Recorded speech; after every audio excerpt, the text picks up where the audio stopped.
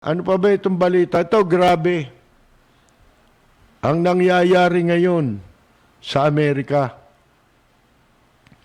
Dahil sa pagkakamali, abuso. Kaya dito dapat nag-iisip tayong mabuti. Hindi yung maisip. Lalo pa, itong mga cabinet member, karamihan dyan, discredited na eh. Marami nang naipatupad dyan na hindi nagkatotoo eh. Hindi pumunta rin sa ikabubuti, ikasasama lang. Nagbunga pa ng korupsyon. Sige, sabihin nyo sa akin, anong ahensyang umepal dito? Anong departamento ang umepal? Umpisa mo dyan sa PCOO. Umepal yan, di ba? O, asan ang pondo? Wala eh. Sumabit sa ASEAN. O, nasan yung karabang-karaban nyo sa Europe? May narinig na ba kayo? Meron pa ba narinig? Wala eh, nag-junket eh. Nagpasarap lang eh. Ginamit pera ng gobyerno. Ang daming problema, lahat ng departamentong yan. Basta yung mga yan, gumawa ng proyekto, naglunsad ng programa, palpak sigurado. Bakit? Hindi pinag-aralang mabuti. Kung ano lang yung maisip ngayon, hindi. Kasi hindi marurunong eh. O kaya, mga spoiled brat.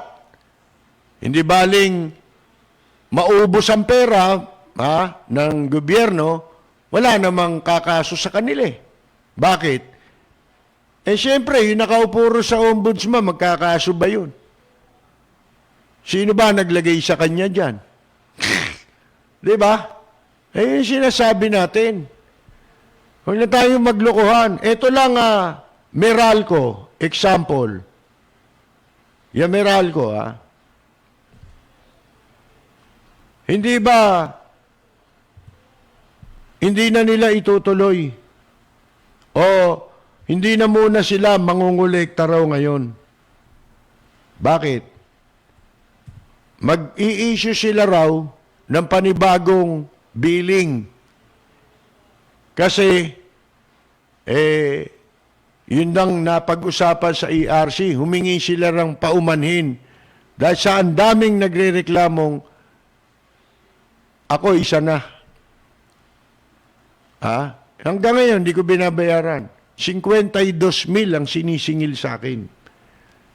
Nang wala silang, napatunayan to walang pinagbasihan. Ano ba basihan nila sa paniningil? Hindi ba yung reading? Actual reading. Mga kaibigan. Inamin nila, hindi sila nag-reading. Pero, nangolekta sila. Katunayan, may mga nagbayad eh. May mga nagbayad. Yun nga ang kausap ko kanina, ganun din ang problema niya. Kaya lang, nung magbabayad daw siya online, ayaw na raw tanggapin yung kanyang bayad sapagkat lumagpas na yung due date. Diba? Lagpas na sa due date ng pagbabayad. Sabi ko, huwag mong intindihin yun kasi ang sinasabi ngayon ng Meralco at saka na may pagsang-ayon ng ERC walang kwenta, mag-i-issue sila ng panibagong billing base sa actual reading. Magpapa-reading sila ngayon. At pagkatapos, pababayaran ng stagger daw. Hindi pa natin alam kung paano yung system na yon. Kasi lahat naman ng ginagawa nilang pangungulekta, sinisingil sa'yo, sila lang nakakaalam eh. Yung sinisingil, hindi niya naiintindihan kung ano binabayaran niya. Yan ang problema. Pero, nakakita ba kayo nagalit ang taong bayan sa Meralco? Wala! Pero kung makapagsalita laban sa ABS-CBN, akala mo inapi sila ng ABS-CBN lahat eh. Mga kaibigan eh. Akala mo tinapakan ng mga kung mga makapagsalita eh. Bakit dyan sa Meralco di kayo makapagsalita? Dati na nilang ginagawa yan. Ang problema, eto. Bakit walang parusa? Babaguhin lang pala nila yung billing. At hindi ka pa nakatitiyak kung itatama yon ng kanilang actual reading. Mga kaibigan, kausap ko kanina, ako nga ho sabi niya doon sa kondo, simula kasi nung nag-lockdown, tumira na ako sa tita ko.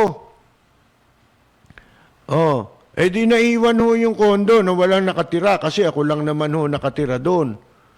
Sabi ko, baka may naiwan kang bukas na electronic doon.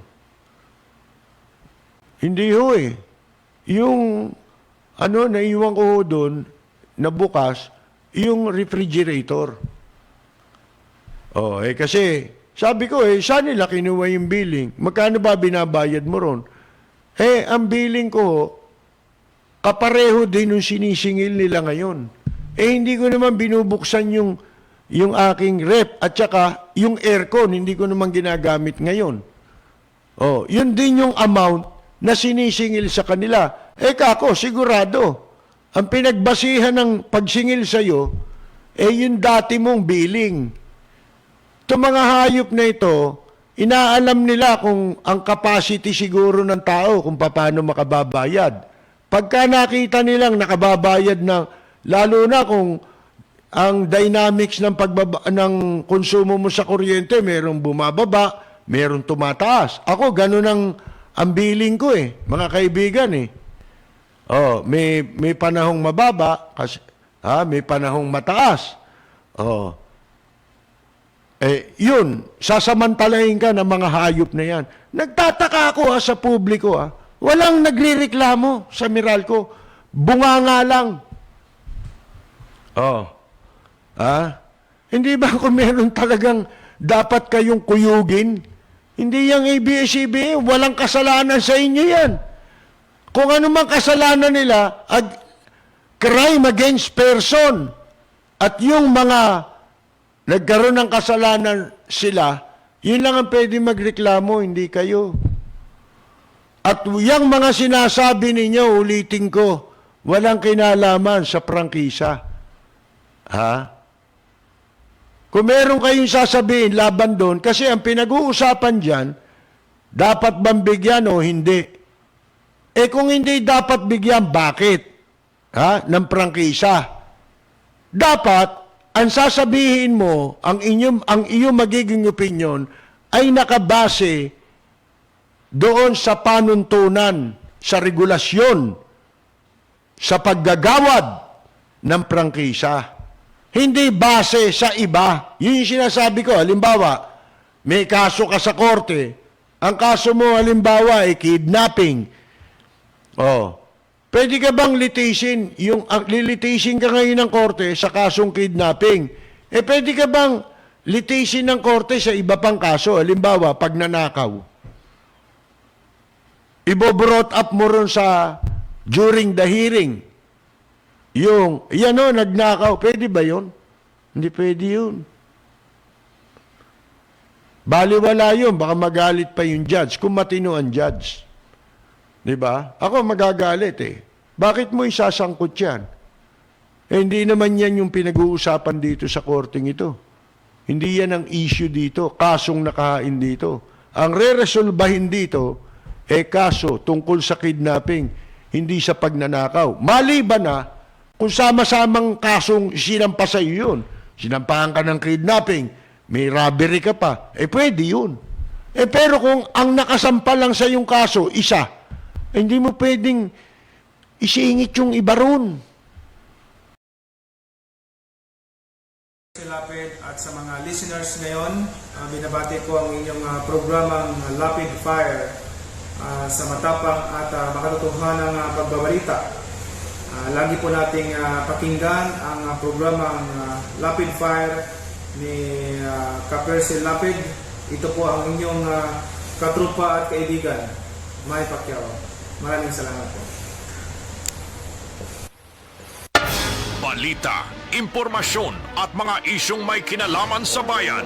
Lahat isisiwalat ng walang takot, lilinawin, hihimay-himayin, matapang, ngunit malalim at makatotohanang komentaryo sa Lapid Fire! Lapid Fire! Kasama si Percy Lapid. Kaya hindi pwedeng ang paniwala maging isa lang. Hindi pwede yun. Mas malusog ang isang demokrasya, ang demokrasya sa isang bansa, mas magiging malusog yan kung merong maririnig mo ang kabilang tinig. Oh. Masama yung isa lang ang gusto mo. Di ba? Maging ang Panginoon Diyos natin kayang-kaya niyang gawin tayo, magkaroon ng isang isip Ginawa ba ng Diyos yun? Ha? Hindi ginawa ng Diyos yun Binigyan ka ng sarili mong disposisyon na makapamili. Ha? Pero bago niya binigay sa iyo, pero meron siyang sinabi. Di ba? Ang piliin mo yung mabuti. Oh, hindi ba? Yun ang pinapipili Pero yung controlling ka, hindi ginawa ng Diyos yun, pero magagawa niya yun. Di ba? Oh. Sino kayo? Para pigilin mo. Katulad ng sinasabi ni Marcoleta. Pro-Pinoy yan Nung eleksyon ganito Tapos pro-Grace po, tsaka Robredo. Bakit? Ikaw ba wala kang pinili? Wala ka bang kinursunada na kandidato mo? Na ibinoto mo pa? Meron, di ba? Oh. At saka, saan naging masama sa batas yun? Nasa saligang batas pa nga Yung paniniwalang sa politika, kita mo pati komunista rito, ginawang legal, di ba? Oh, mga kaibigan. Kasi, ano yan karapatan niya ng isang tao sa ilalim ng saligang batas. At walang sino man ang pwedeng parusahan dahil sa kanyang paniniwala sa politika. Walang kasong ganun. Bawal yun. Sa konstitusyon. Kung merong ginagawang mali, kayo dyan sa Kongreso, meron. Katulad nung batas, sinasabi nyo, bawal ang dayuhan na may-ari ng himpilan, ayon sa batas, kanyo. Ba't kayo nagpasa ngayon ng batas? Hindi pa nga lang ganap na batas. Pero second reading, pasado na. Anong batas yun? 100% foreign aid ownership dito sa Pilipinas. Kasama ang communication. Ibig sabihin, kasama ang media. Bawal yun Sa batas, ang anumang communication, hindi pwede ang foreigner Sa media, hindi pwede yan Hindi ba? At ang ownership dito, hanggang 40% lang sila. Kaya totally 100%. Ba't di mo sabihin yan? Kasama ka ba sa pumirma dyan? Di ba pinasa yan? Binasa pa nga natin dito kamakailan. Pati yung House Bill number. Mga kaibigan. Kaya nagbubulag-bulagan kayo. Yun ang mahirap sa marami ngayon. Nasanay,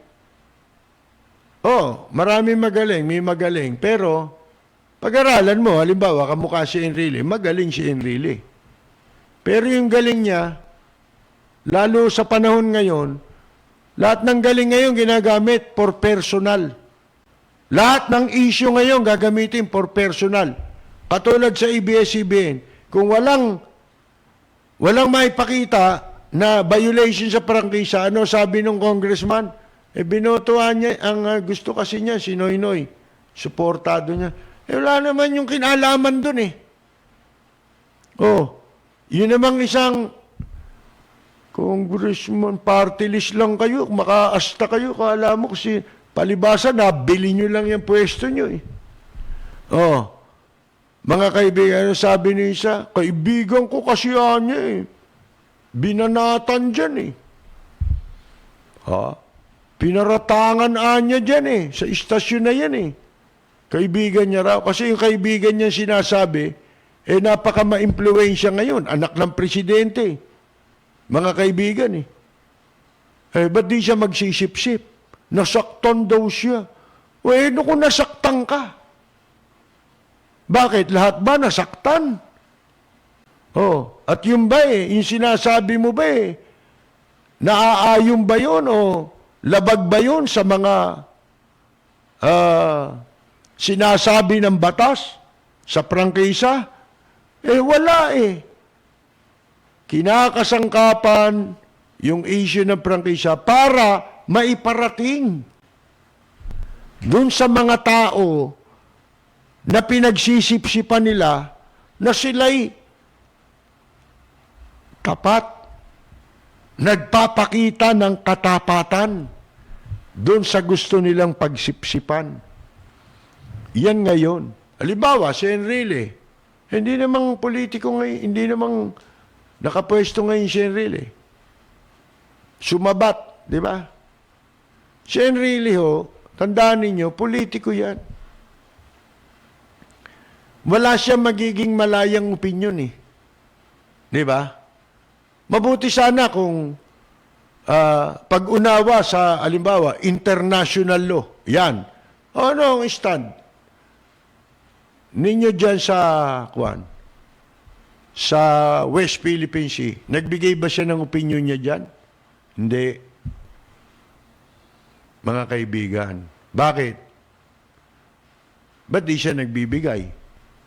Bakit dito sa ABS-CBN nagbibigay siya? Ibig sabihin, politiko ka eh. Yung style ni Enrile, kaya niyang ilihis doon sa papabor sa kanya, magiging paborable sa kanya ang opinion niya sa batas. Pabor lang sa kanya. Pero sa pandinig ng tao, ba magaling? Sa bandang uli, hindi nila alam. Pabor lang sa kanya yun. Mapabuti siya. Hindi siya makapasok sa issue na mainit. Yung pwede niyang salungatin ang kahit sino. Basta't alam niyang tama siya. Hindi niya magagawa yun. Sasali siya dun sa popular. Inaakala niya, dito yung popular, dito ako kakampi. Yun. Ganun lang ibig sabihin nun. Wala namang ibig sabihin yun eh. Diba? Oh. Alam niyo yun ang mahirap ngayon. Nasanay sa personala ng mga tao. Hindi na alam yung objective na pagtingin sa issue. Mga kaibigan. Kaya, namihasa ang mga politiko. Sino nagwawagi? Yung mga politiko. Kaya ang taong bayan, laging wala. Laging walang pag-asa. Bakit? Sa ginagawa kasi ng publikong pagpalakpak ng hindi pinag-aaralang mabuti, ang isang politiko o ang ginagawa kahit mali na ginagawa ng politiko,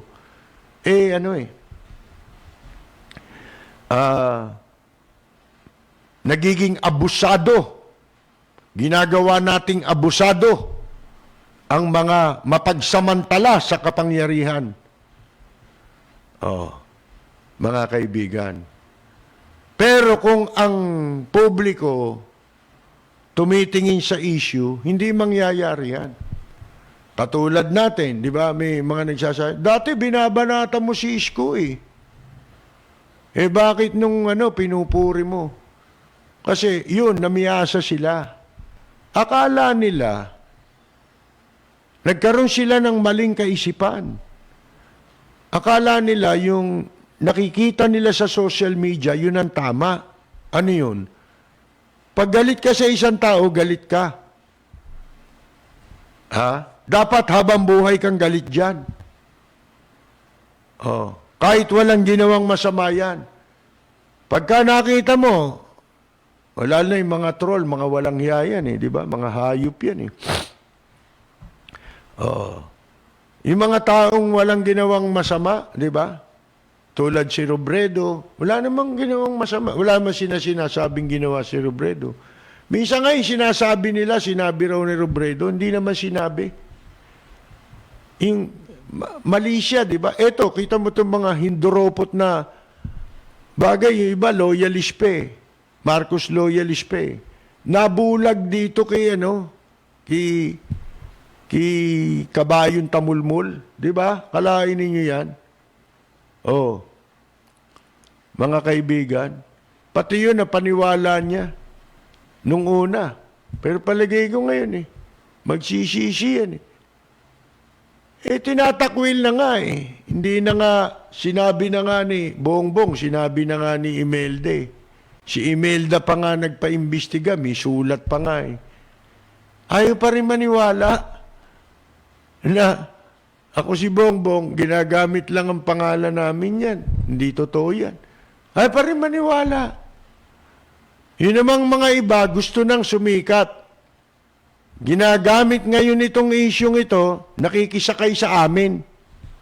Gusto kaming gamiting tuntungan sa pagsikat niya para makakuha siya ng viewers. Gago. Oh, simple lang yan eh. Kahit ano pagsasabihin nyo, walang kwenta yan. Ha? Dahil yung sinasabi yung tao, nakakulong eh. May kasong kriminal eh. Wala yan. Alam mo yung isang kasinungalingan, hindi tatagal yan. Lalo, hayagan. Mabuti sana kung lihim eh. Hayag eh. Nasa Facebook eh. Di ba? Oh, hindi tatagal yan kasinungalingan sa katotohanan. Sa totoo lang. Sana kung lihim yan. Wala na eh. Naungkat na lahat ang kaso eh. Oh.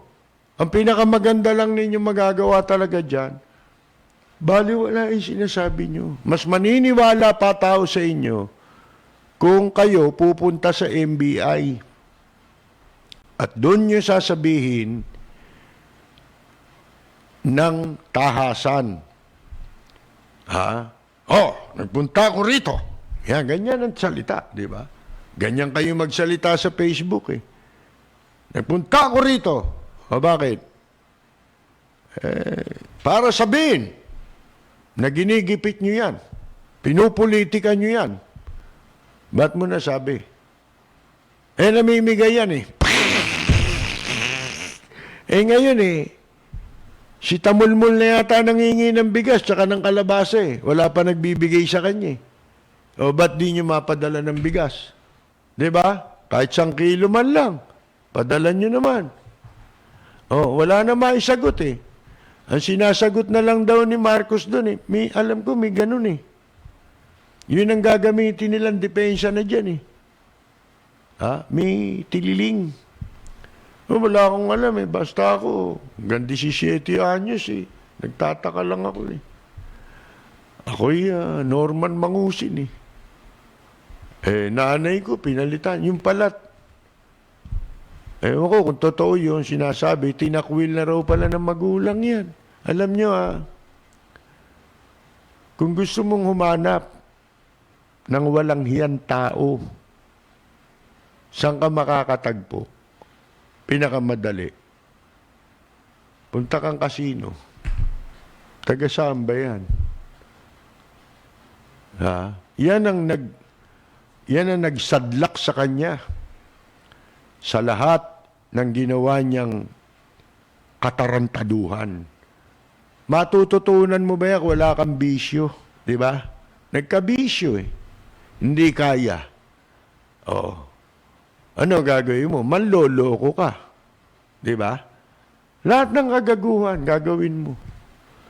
Basta't ikaw, nalulung ka sugal sa sugal, na wala ka naman pansugal.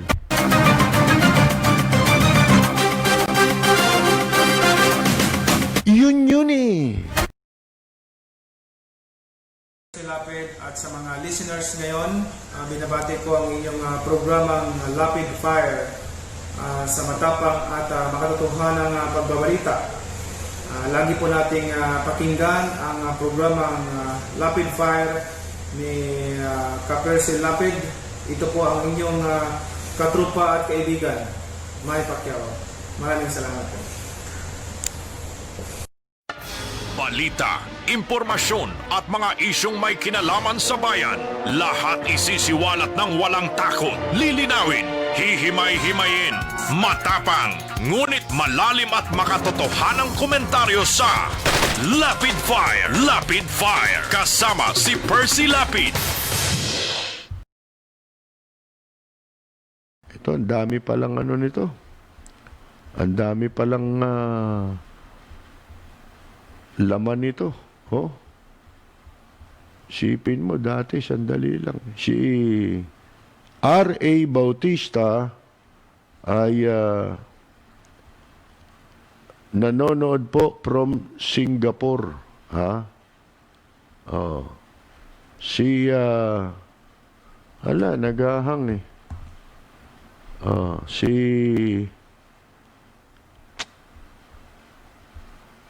Pedro Penduko. Ayan, ha? Yun na nababasa ko, maitim pa. Nixon ng Torres ay binabati natin, no? Oh.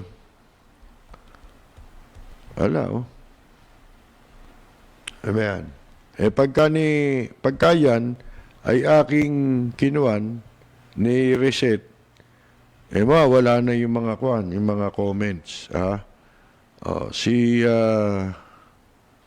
Greg Velus Jr., binabati po natin. Si Arvin Sanggalang, kung sino na lang po yung abuti na mababasa natin. Si Rudy Santos ng California, dati po siyang member ng bandang Horoscope. Si Mirna Guillermo, yung idol natin kaya, minsan may nagsabi sa akin, hindi ko na raw nababati. Idol natin ito, legend, PBA legend, si Ricky Relosa, mga kaibigan, no? Si Joel Cruz ng San Diego at ang kanyang buting may bahay si Lourdes na ating pong nakilala nung sila po'y umuwi sa bansa. Si Edita Calpe. Si Gerard Bugarin, mga kaibigan. Si Julia Oakley. Si, Si, andali.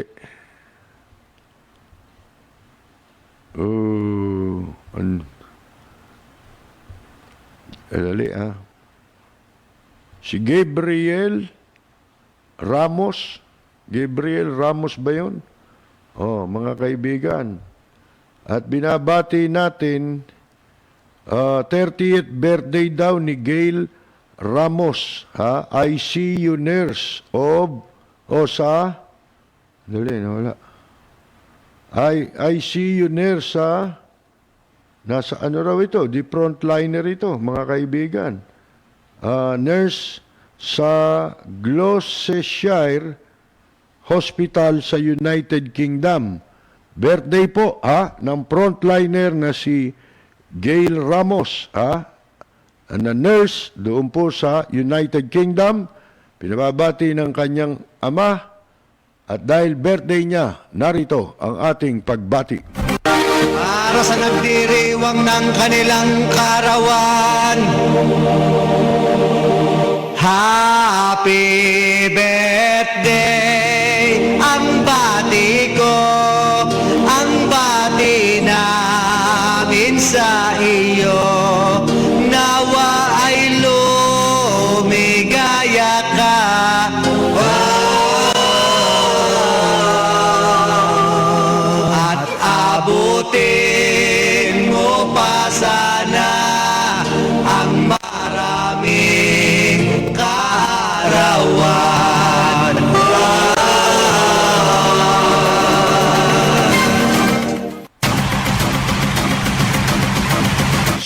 Libyas ka po naman ng Saudi Arabia, nanonood din po sa atin, ho?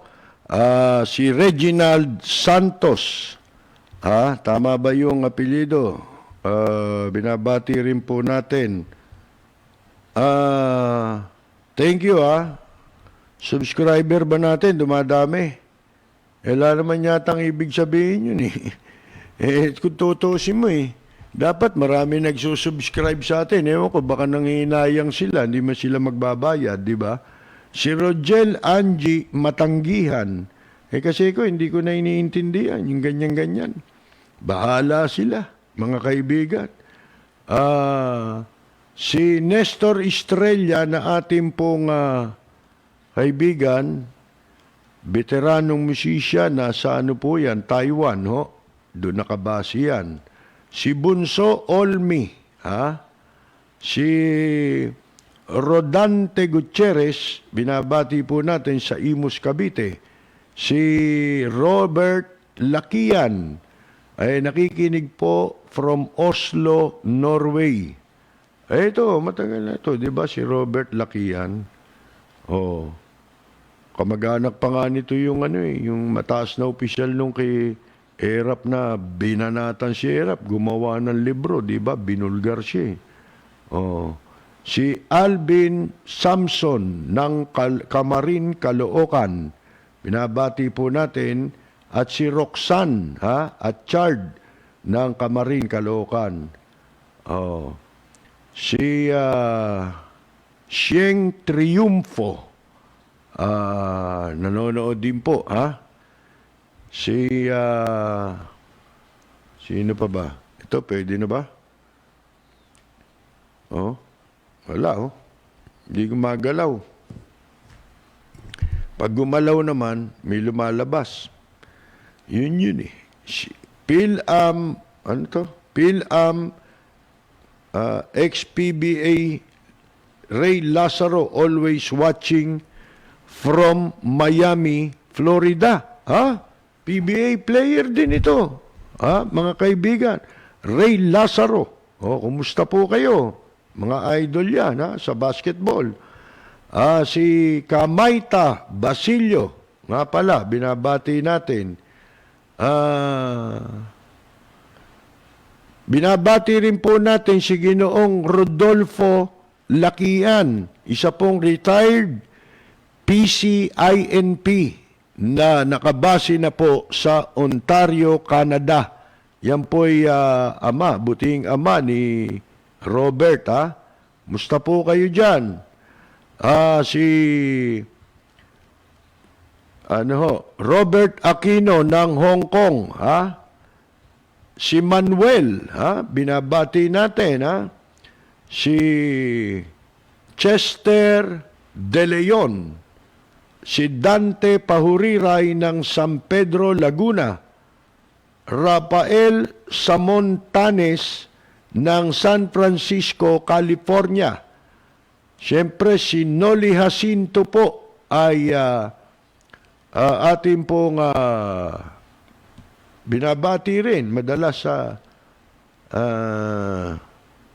nanonood dyan. Sino pa ba?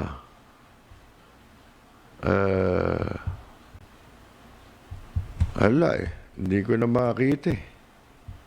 Sino pa bueno.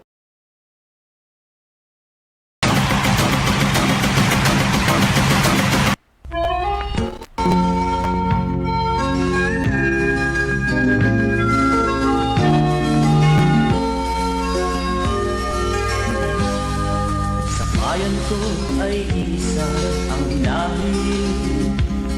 Dito'y wala ang pagkukunwari. Hindi padadaig, sadyang kilala sa daigdig.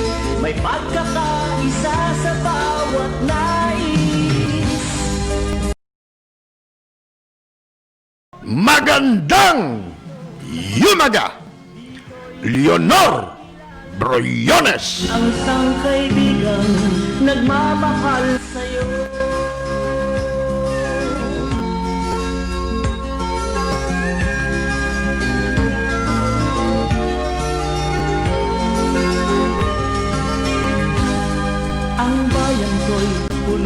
puno ng yaman. Bakit ito'y kailangan pang iwanan? Hindi nga ba't anong sarap mabuhay ng buong ganap?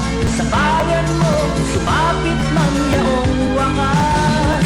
Dito sa bayan ko, lahat kami pantay-pantay. Walang nang-aapit, ang pag-ibig ay tunay. Dito sa bayan ko, dito'y makikilala mo ang mga kaibigang nagmamahal sa'yo. Dito sa bayan ko, lahat kami pantay-pantay. Walang nang-aapit, ang pag-ibig ay tunay. Dito sa bayan ko, dito'y makikilala mo ang isang kaibigan, ang mga kaibigan, ang bawat kaibigan na